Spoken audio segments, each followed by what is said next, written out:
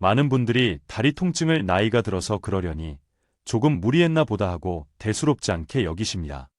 하지만 우리가 무심코 지나치는 그 통증이 때로는 생명과 직결되는 심각한 질병의 첫 신호일 수 있다는 사실을 알고 계신가요? 특히 중장년, 노년층에서 발생하는 숨겨진 질병들은 다리의 불편감이나 통증으로 그 시작을 알리는 경우가 많습니다. 오늘 설명해드릴 5가지 다리 통증은 결코 방치해서는 안 되는 우리 몸이 보내는 중요한 경고입니다. 조기 발견이 무엇보다 중요하니 끝까지 주의 깊게 읽어보시고 자신의 건강을 점검하는 계기로 삼으시길 바랍니다. 5위. 당뇨병이 보내는 발의 위험 신호. 당뇨가 있으면 발이 아프다는 말을 들어보셨을 겁니다. 이는 의학적으로 근거가 있는 사실입니다. 당뇨병이 진행되어 고혈당 상태가 오래 지속되면 우리 몸의 신경, 특히 가장 길고 예민한 말초신경이 손상되기 시작합니다. 이를 당뇨병성 신경병증이라 부르며 특징적으로 발끝부터 증상이 나타납니다. 주요 증상, 발끝이 찌릿찌릿하거나 바늘로 찌르는 듯한 통증, 화끈거리는 느낌, 혹은 반대로 남의 살처럼 감각이 둔해지는 증상이 나타납니다. 특히 밤에 통증이 더 심해지는 경향이 있습니다. 이러한 불편감이 몇 주 이상 계속된다면 반드시 주의를 기울여야 합니다. 더욱 위험한 것은 통증을 넘어 감각 자체가 무뎌지는 경우입니다. 발에 상처가 나도 모르고 지나치게 되어 염증이 생기고 심할 경우 조직이 썩는 괴사로 이어져 다리를 절단해야 하는 비극적인 상황까지 초래할 수 있습니다. 구별하는 법. 일시적인 근육통은 다리를 주무르거나 휴식을 취하면 대부분 호전됩니다. 하지만 가만히 있어도 욱신거리거나 밤에 통증이 심해지고 발이 유난히 차갑거나 뜨겁게 느껴진다면 신경계 이상을 의심해야 합니다. 통증이 아닌 저림이나 감각 저하가 지속된다면 신경 손상이 상당히 진행되었을 가능성이 높으므로 즉시 병원을 찾아 상담받으셔야 합니다. 당뇨병 진단을 받으신 분은 물론 건강검진에서 혈당이 높다는 말을 들으셨던 분들도 발이 보내는 작은 신호에 민감해져야 합니다. 4위. 보행장애로 이어질 수 있는 관절 및 신경 통증. 단순 근육통과는 차원이 다른 방치하면 미래에 걷는 것 자체가 힘들어질 수 있는 심각한 통증입니다. 이는 주로 뼈, 관절, 신경의 문제에서 비롯됩니다. 대표적인 질환으로는 퇴행성 고관절염, 척추관 협착증, 추간판 탈출증, 허리 디스크 등이 있습니다. 퇴행성 고관절염, 엉덩이와 다리를 잇는 고관절의 연골이 닳아 발생하며 걸을 때마다 사타구니나 엉덩이 쪽에 날카로운 통증을 유발합니다. 초기에는 계단을 내려갈 때 뻐근하거나 오래 걸은 후 엉덩이 쪽이 묵직한 느낌으로 시작되지만 악화되면 일어서는 것조차 고통스러워집니다. 척추관 협착증, 노화로 인해 척추신경이 지나가는 통로가 좁아져 신경을 압박하는 질환입니다. 특징적인 증상은 간헐성 파행으로 조금만 걸어도 다리가 터질 듯이 아프고 저려서 주저앉게 되고 잠시 쉬면 통증이 사라져 다시 걸을 수 있게 되는 패턴이 반복됩니다.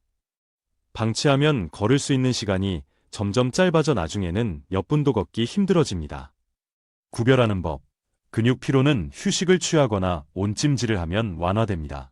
하지만 뼈나 신경 문제로 인한 통증은 쉬어도 잘 낫지 않고 특정 자세, 허리를 펼 때 등에서 악화되며 저림 증상을 동반하는 경우가 많습니다. 특히 한쪽 다리만 지속적으로 아프거나 몇 주가 지나도 통증이 나아지지 않는다면 이는 명백한 이상 신호입니다. 이러한 질환들은 초기에 발견하면 재활이나 약물 치료로 충분히 호전될 수 있으며 수술을 피할 수도 있습니다. 아직 걸을 만하니까 괜찮다고 안심하지 마시고 증상이 가벼울 때 전문의와 상담하는 것이 미래의 건강한 걸음을 지키는 길입니다. 3위. 뇌졸중의 전조 증상일 수 있는 다리 이상.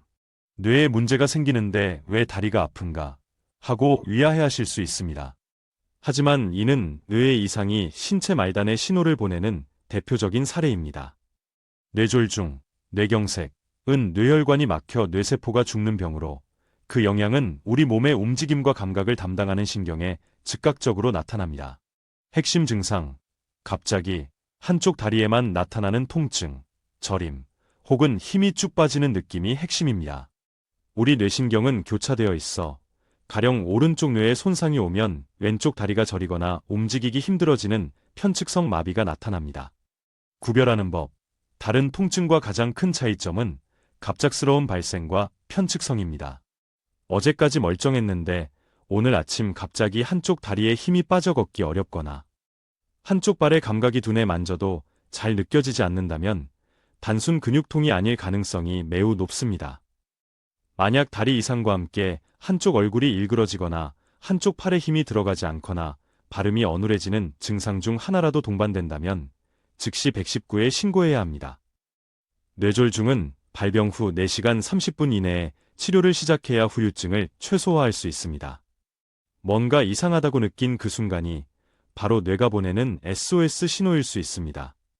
2위, 혈관이 막히고 있다는 경고, 말초 동맥 질환. 이 통증 역시 가볍게 보다가는 생명을 위협하는 질병으로 이어질 수 있는 매우 중요한 신호입니다. 이는 말초 동맥 질환과 깊은 관련이 있습니다.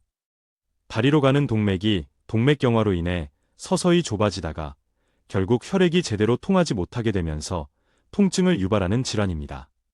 주요 증상, 척추관 협착증과 마찬가지로 간헐성 파행이 나타납니다.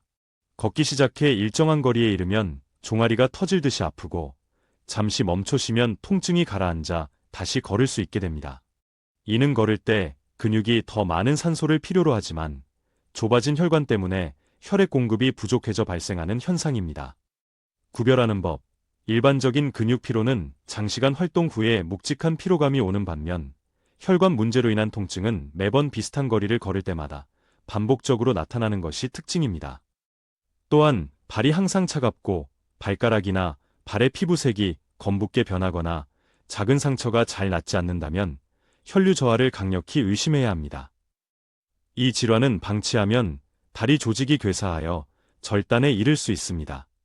병원에서 간단한 혈압 측정, 발목팔 혈압 비교만으로도 진단이 가능하니 짧은 거리만 걸어도 다리가 힘겹게 느껴진다면 주저 말고 진료를 받아보십시오.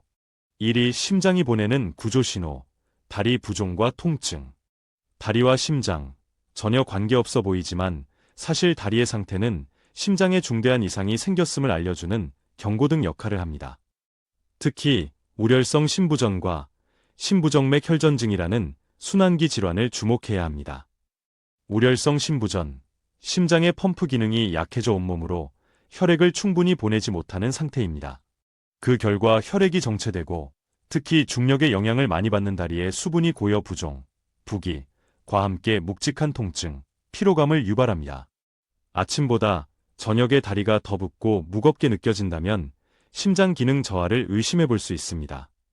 심부정맥 혈전증, 더 위험한 상황으로 다리 깊은 곳에 정맥의 피떡, 혈전이 생기는 질병입니다.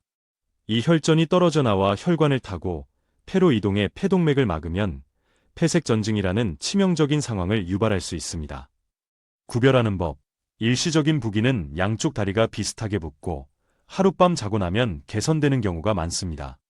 하지만 한쪽 다리만 갑자기 심하게 붓고 붉게 변하며 열감이 느껴지고 만지면 통증이 심하다면 심부정맥 혈전증의 전형적인 증상이므로 즉시 응급실을 찾아야 합니다.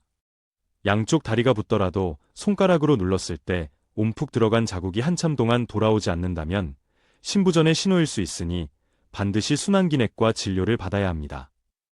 다리 통증을 단순히 나이 탓이나 피로로 치부하기 쉽지만 오늘 살펴본 5가지 증상은 우리 몸속 깊은 곳에서 보내는 위험 신호입니다.